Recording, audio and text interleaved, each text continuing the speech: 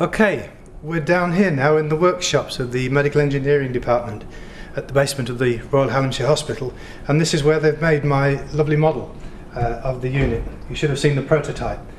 This is more like a bought one.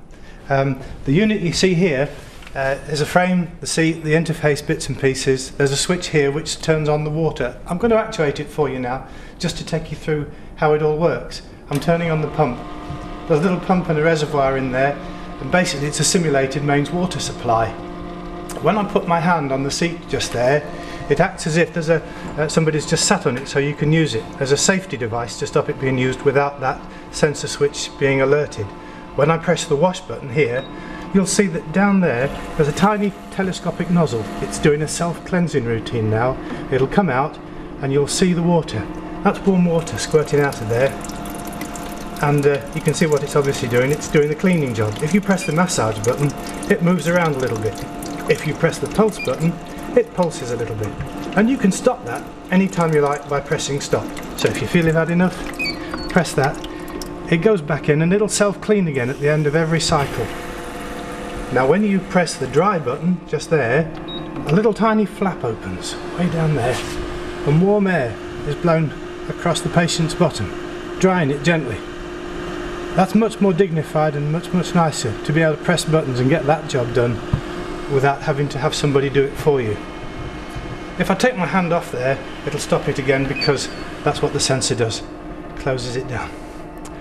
There's something else I'd like to show you as well. It relates to the design of the way we dispose. Normally with a commode, the potty sits on a couple of rails on the inside and you reach under and you pull out the potty on those rails and you have to lift it. But with this unit, you may have up to 2 kilos of water in there as well, and that's quite a lot to lift if you're reaching down on a cantilevered lift. So I designed this special drawer.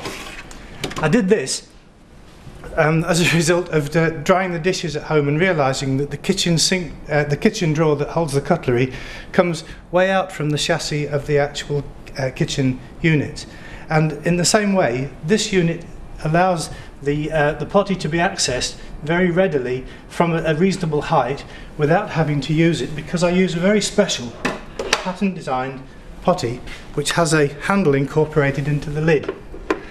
As a result, when you put the lid on and lift it, you get a bucket lift, which is much safer and much more dignified because the waste is actually covered when it's taken away for disposal, and the patient doesn't have to watch the waste being trailed in front of people. It's a much more dignified way of getting rid of the waste as well, and fits in with the product.